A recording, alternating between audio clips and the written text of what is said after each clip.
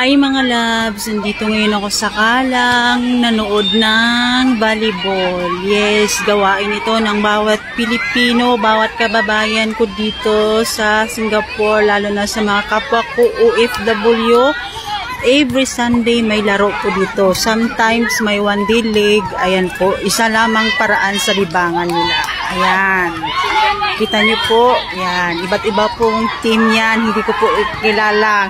Ang alam ko lang dito yung team ng kaibigan ko. Ayan po. Ngayon may awarding sila.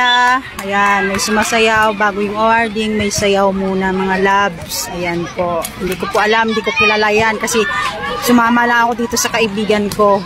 Yung iba naglalaro pa. Ayan. Wow, ang galing no? Ang ganda. Ayan pa. Ayan, may sayaw-sayaw. Ayan. Ganda no? Parang nasa Pilipinas ka din. Yes.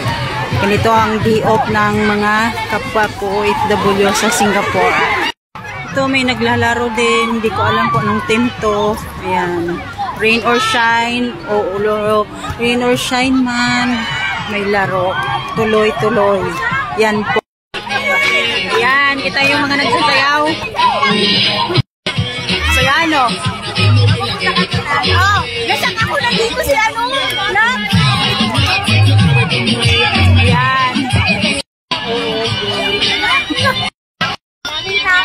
Ayan, maraming tao. May break dance pa. Ayan, sige, sayaw.